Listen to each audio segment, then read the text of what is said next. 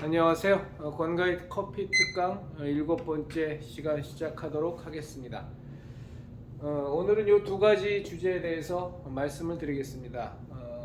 커피는 음식이죠. 첫 번째는 맛은 뇌로 느낀다 라는 내용으로 제 강의를 하도록 하겠습니다. 우리 혓바닥은 이제 단맛, 쓴맛, 짠맛, 신맛 이렇게 보통 네 가지 맛을 느낀다고 우리가 배워왔습니다. 물론 요즘은 이제 다른 이론도 많이 있습니다. 이 커피 혓바닥에서 느끼는 맛이 네 가지만이 아니고 훨씬 더 다양한 맛을 느끼고, 또 우리가 왜 혓바닥 구조할 때 좌우편이 느끼는 것, 그 다음에 혀 앞에서 느끼는 것, 안쪽에서 느끼는 것, 이제 이런 것들이 구획이 나눠져 있다. 그 미래들이 그렇게 알고 있는데, 요즘 이제 그런 부분도 또 다른 이론들이 많이 나오는 것이 지금의 현실입니다. 근데 커피가 과연 우리가 이 혓바닥으로만 느끼느냐라고 보면 이제 맞죠. 커피의 맛은 혀로 느끼는 게 제 1차적입니다. 그런데 그렇게만 보시면 조금 문제가 있습니다. 그러니까 우리가 커피를 테이스팅 한다라고 했을 때 그 테이스트, 그 맛이라는 거는 우리가 커피에 있어서는 맛은 좀 구분을 합니다. 구분을 해서 혀에서 느끼는, 우리가 본래 이게 말이 되는 표현인지 모르겠습니다만 테이스트로서의 테이스트가 있습니다. 그리고 또 커피에는 또 우리가 향으로도 커피를 느끼죠. 그래서 아로마라는 것으로서의 향으로서의 커피가 있습니다. 이것도 우리가 분명히 커피의 맛에 들어갑니다. 그러니까 혀에서 느끼는 맛, 그 다음에 향으로 느끼는 맛, 그 다음에 또 하나가 필링으로 느끼는 맛인데, 그것은 뭐냐면 커피를 마셨을 때 거칠다, 부드럽다, 떫다, 날카롭다, 묵직하다, 우리가 소위 잘들 말하는 보디감이 있다, 이제 이런 것들이 이제 필링으로서의 테이스트입니다. 그래서 우리가 이제 커피의 맛을 굳이 세 가지로 좀 구분을 하면, 테이스트로서의 테이스트, 혀에서 느끼는 거죠. 향으로서의 테이스트, 아로마로서의 테이스트, 그 다음에 필링으로서의 테이스트, 요 세 가지가 우리가 커피의 맛에는 포함되어 있다, 이렇게 보시면 됩니다. 자, 이것이 어떻게 보면 우리가 오감을 통한 감각으로서 느끼는 커피의 맛이고요. 이제 그것뿐만은 아니죠. 사실은 이 장사를 하는 입장에서는 더 많은 테이스트를 좀 신경 써야 됩니다. 하나의 예를 들면 간절히 원하던 대학을 가기 위해서 재수까지 했는데 또 낙방했어요. 또 낙방해서 길을 지나가다가 낙방했다는 사실을 알고 길을 지나가다가 평소 때 참 맛있게 먹던 커피 전문점이 있었다고 하자고요. 그래서 거기 들어가서 커피나 한 잔 마셔야 되겠다는 생각도 별로 안 들겠죠. 그렇게 낙심이 클 때에는. 근데 어쨌거나 커피나 한 잔 하자 하고 들어가서 마시는 커피가 과연 맛있겠느냐? 사실 맛있기 어렵죠. 왜 그렇죠? 내 마음이, 내 하트가 그 필링으로서의 테이스트, 그 다음에 그 아로마로서의 테이스트, 그 다음에 혀에서 느끼는 테이스트로서의 테이스트를 저해하기 때문입니다. 그러니까 우리 마음 상태가 안 좋으면, 우리 하트가 안 좋으면 커피 맛을 제대로 또 느낄 수가 없겠죠.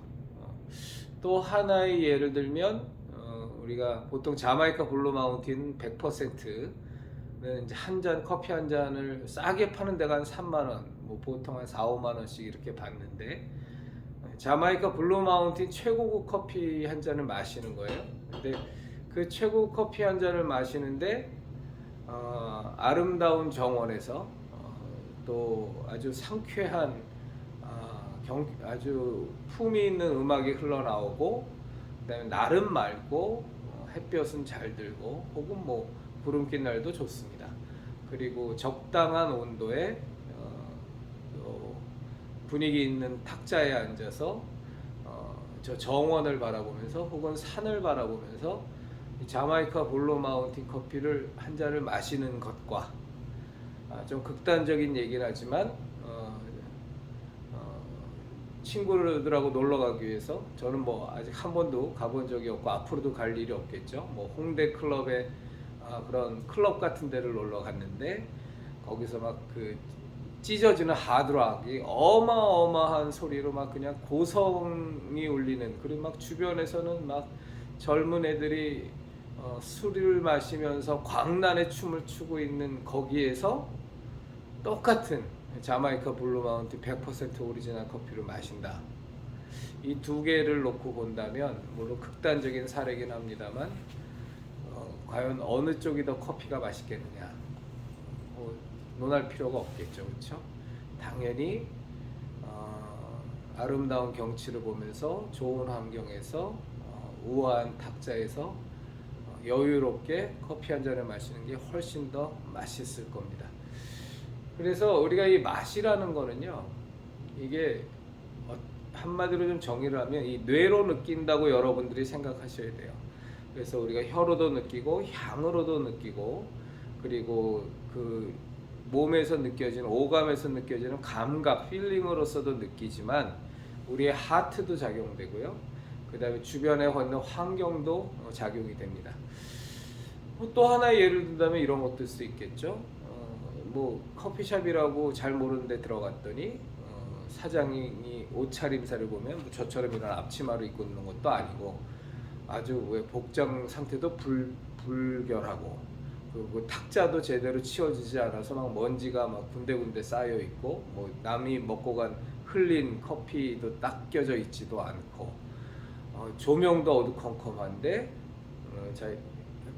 그 케냐 커피를 시켰더니 와서 갖다 주는 잔도 보니까 그 위생 상태에 대해서 자꾸 의심이 들고, 그리고 커피도 탁탁 내려놓고, 그리고 말 한마디를 주고받아도 사장이 대단히 무뚝뚝하고 혹은 불친절하고, 그 커피가 맛있겠습니까?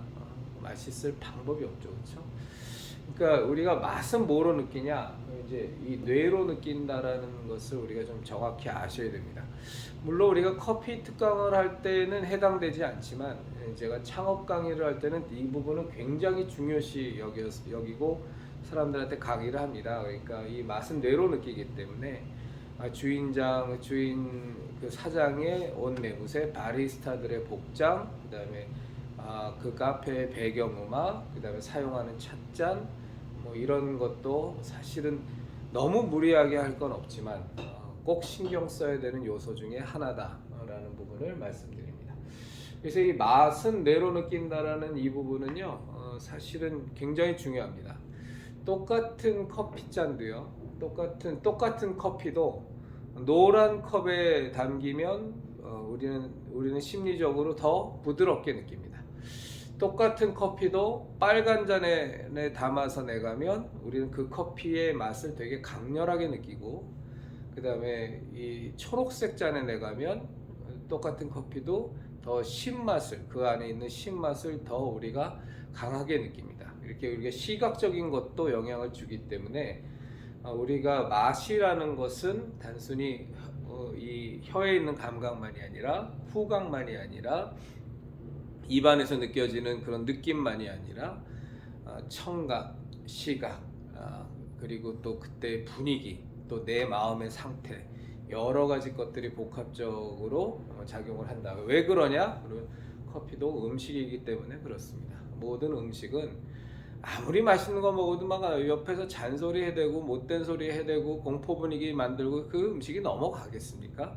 눈칫밥이라 그러잖아요. 뭐 맛있을 방법이 없는 겁니다. 그런데 정말로 단란한 가족들하고 즐거운 저녁 식사에 함께 하하호호 거리면서 마시는 그 밥은 정말 김치 하나만 있어도, 찌개 하나만 있어도 얼마나 맛있는 밥이 되겠어요? 똑같은 맥락으로 이해하시면 되겠습니다. 오늘 커피 특강에서는 이 두 번째 것을 좀 더 중요하게 말씀을 드릴 텐데요. 맛있는 커피를 만들려면 세 가지가 세 가지가 조건이 갖춰져야 됩니다. 이건 기술적인 것을 말씀드리는 겁니다. 기술적인 거. 그래서 첫째는 재배입니다. 재배. 커피도 음식이기 때문에 커피의 산지, 뭐 브라질이면 브라질, 이디오피아면 이디오피아. 거기에 농장에서 얼마나 정성껏 커피를 잘 재배했느냐.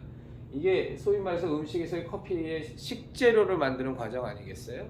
뭐 똑같지 않습니까? 모든 농산물이 뭐 수박이든 뭐 사과든 뭐 벼농사건 뭐 보리건 얼마나 그것을 재배하는 사람이 얼마나 정성껏 또 밭 관리도 잘 하면서 농장 관리도 잘 하면서 또 그 뒤에 재배 수확하고 난 뒤에 어떤 식으로 처리하냐 이런 것들 때문에 굉장히 맛 차이가 많이 나겠죠. 그래서 이 재배를 어떻게 했느냐가 결정적으로 커피 맛을 좌우합니다. 제가 이전에 말씀드렸는데 COE라고 커브 오브 엑설런스에서 나라별 커피 경진 대회 있지 않습니까? 그 경진 대회에서 막 그 80점 이상의 점수를 득해서 스페셜티 커피가 된 커피들을 보면 이 재배하는 과정에 농부들이 보통 정성을 들이는 게 아닙니다.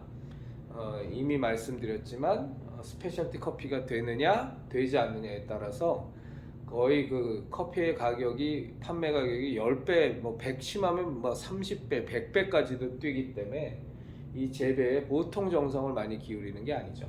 그래서 어쨌거나 커피의 맛에 가장 영향을 미치는 첫째 요소는 이제 재배입니다. 얼마나 제대로 정성껏 재배했느냐. 저는 이 커피를 생각하면 참 안타까운 커피가 이디오피아의 커피인데 아라비카 커피에 우리가 발생지라고도 하죠. 근데 그 이디오피아의 커피를 보면 커피가 너무 맛있는데 크기도 들쭉날쭉하고 참 안정감이 없는 커피예요.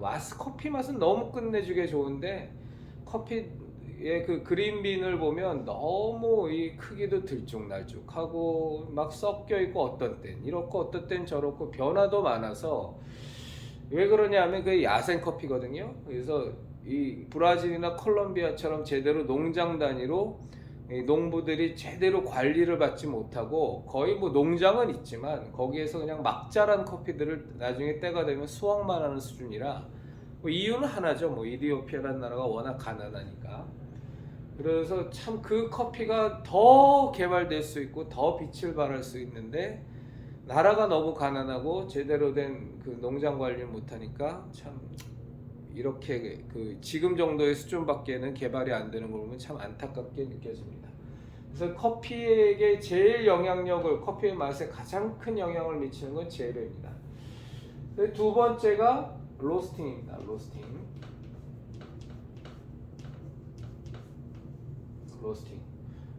이 잘 재배된 커피를 얼마나 잘 로스팅하느냐, 잘 볶느냐가 중요합니다. 커피를 재배하는 데는 이제 처음에 묘목을 심고 나서 수확할 때까지 한 3에서 5년 걸리거든요. 이렇게 해서 3년 5년 동안 정성껏 재배한 커피를 잘 볶는 로스터를 만나면, 로스팅을 잘하는 장인을 만나면 정말 맛있는 커피로 볶여지는 겁니다. 그런데 이 3년에서 5년 걸쳐서 잘 재배한 커피를 정말로 그 돌팔이 같은 실력이 미숙한 또 정성도 기울이지 않는 그런 로스팅을 하는 사람을 만나면 보통 로스팅 하는데 한 10분에서 25분까지 걸리니까 이 10에서 25분 사이에 3년에서 5년 사이에 공을 들인 커피가 완전히 다 날아가 버리는 겁니다. 그런데 로스팅도 잘하는 이 장인을 만나서 마스터를 만나서 로스팅도 잘 됐어요. 세 번째가 이제 추출이죠. 보통 에스프레소 한 잔을 뽑는데 걸리는 시간은 한 25초 플러스 마이너스 5초 뭐 이 정도 되겠죠. 그러면 에스프레소 한 잔을 뽑던 아니면 핸드 드립을 한다 그러면 뭐 보통 내리는 게 5분 이내죠. 그렇죠? 그러면 3년에서 5년 걸쳐서 잘 재배된 커피를 또 로스터도 장인을 만나서 마스터를 만나서 잘 볶여졌는데 정말로 실력 없는 바리스타를 만나면 25초 내로 다 날아가 버리는, 다 망가지는 겁니다. 핸드 드립을 제대로 하지 못하는, 우리가 소위 말해서 막 드립하는, 혹은 좀 심하게 말하면 개 드립이라고 하는데, 그런 사람 만나면 1단계, 2단계를 잘 거쳐서 좋은 양질의 커피가 다 망가져 버리는 겁니다. 그 예전에 그 미국에서 굉장히 유명한 그 커피 마스터 한 사람한테 그 기자가 질문을 했습니다. 커피에 있어서 제일 중요한 게 뭡니까? 그러니까 세 가지가 제일 중요합니다. 재배와 로스팅과 추출입니다. 그럼 그 중에서 더 중요한 게 뭡니까? 라고 말했는데, 그 사람이 뭐라 그랬냐 하면, 저는 전적으로 그 사람 말에 공감을 합니다만, 셋 다가 100%씩 중요합니다. 이런 말을 했습니다. 저는 전적으로 공감합니다. 어느 게 더 중요하냐? 그러면 다 100% 중요합니다. 재배가 잘못된, 소위 말해서 식재료가 나쁜 커피를 갖고서 잘 볶아봤자, 그리고 잘 추출한 사람이 붙어봤자 1단계가 나빠져 버리면 맛이 날 수가 없고요. 그 다음에 아무리 잘 재배된 커피, 그 생두 그린빈이라고 할지라도 로스팅 잘못해버리면 그냥 빵 날아가는 겁니다. 그 다음에 로스팅까지 잘 된 커피도 추출 잘못해버리면 또 다 망가져 버리는 겁니다. 그래서 재배도 100% 중요하고, 로스팅도 100% 중요하고, 추출도 100% 중요합니다. 어느 하나 이 3박자가 잘 맞아야 우리가 마실 때 한 잔에 맛있는 커피가 나오는 겁니다. 그러니까 우리가 이렇게 생각할 수 있죠. 한 잔에 맛있는 커피를 만들기 위해서는 잘 재배된 커피와, 그 다음에 잘 로스팅하는 마스터와, 그 다음에 잘 추출하는 바리스타가, 이 세 명이 붙어서 이렇게 한 팀이 이루어져야 한 잔에 맛있는 커피가 나오는 겁니다. 사실은 뭐 다른 음식도 똑같습니다. 그렇죠? 좋은 식재료가 있어야 되고, 그것을 갖고 잘 주방에서 잘 요리하는 사람이 있어야 되고, 뭐 그건 뭐 같은 맥락입니다만 이렇습니다. 그런데 이 재배와 로스팅과 추출 간의 의존성은 좀 다릅니다. 뭐냐면, 재배는 뭐 재배하는 것 한 사람이 재배 이상 뭘 할 수가 있겠어요? 그러니까 이 사람은 자기 일을 열심히 하면 되는 겁니다. 그런데 로스팅을 하는 사람은 이 재배된 그린빈을 갖고서 로스팅을 해야 되니까, 잘못 재배된 커피가 오면 이 사람은 제대로 로스팅을 할 방법이 없는 겁니다. 그래서 로스팅을 하는 사람은 농부의 수고에 의존하게 됩니다. 그래서 잘 재배된 걸 찾아내야죠. 그렇죠? 재배가 혼자서 움직일 수 있는 거라면, 로스팅을 하는 사람은 잘 재배된 그린빈을 반드시 찾아내는 역할이 필요한 거고, 그 다음에 추출을 담당하는 바리스타, 카페에서 일하는 바리스타는 재배까지는 어떻게 됐는지는 이 사람은 몰라도 잘 로스팅된 커피를 찾아내야 됩니다. 그리고 그런 로스팅을 하는 사람을 한테서 커피를 공급받아야 되는 그런 의무와 책임이 있는 거죠. 그래야 한 잔에 맛있는 커피가 나오니까, 아무리 추출을 잘한다고 해도 잘못 로스팅되면 커피가 망쳐질 수밖에 없고, 잘못 재배된 커피를 갖고 맛있는 커피를 만들 방법도 없는 겁니다. 그래서 그런 의존성은 좀 다르다. 그래서 우리 같이 이제 커피하는 사람 입장에선, 요즘은 마이크로랏 커피라고 그래서 이렇게 막 세계를 돌아다니면서 잘 재배된 소규모 농장의 커피를 직접 수입하는 사람들도 많이 있거든요. 그래서 그런 수고를 하기도 하고, 왜 그렇죠?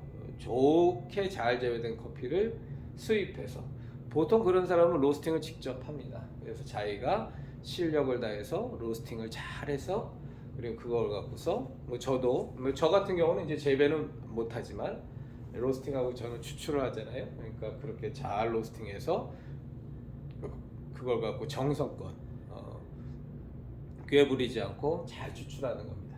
그래서 이 맛있는 커피가 나오는 건 대단히 간단한 것 같지만, 그 안에는 재배와 로스팅, 그 다음에 추출이라는 이 세 가지 요소가 잘 어우러져야 한 잔에 맛있는 커피가 나오는데, 그렇게 해서 맛있는 커피가 나와도 사실은 드시는 분 입장에서는 우리가 컨트롤을 할 수 있는, 우리들 커피하는 사람이 컨트롤을 할 수 있는 것 외에 이런 정량적인 부분 말고 정성적인 부분이 또 작동을 해서 드시는 분의 마음 상태, 그 다음에 또 배경음악, 그때의 소위 말해서 막 정신없이 일을 해야 되는데 옆에서 커피 한 잔 주면 그 커피 맛을 좀 제대로 느낄 수 있겠습니까? 막 시간에 쫓겨서 일하는데 그냥 뭘 갖다 줘도 그냥 물 마시는 것처럼 마시겠죠. 그러니까 그런 고객의 상태까지도 함께 어우러져서 한 잔의 맛있는 커피가 나오는 겁니다. 그러니까 저희들 같이 커피 하는 사람은 할 수만 있는 선에선, 뭐 무리하게까지는 못하지만 할 수 있는 선에선 이 모든 것들을 가능한 부분에서 개입해서 컨트롤을 하고 최선을 다하는 게 이제 저희들의 역할이죠. 오늘은 여기까지 제가 7강 강의 진행하도록 하겠습니다. 감사합니다.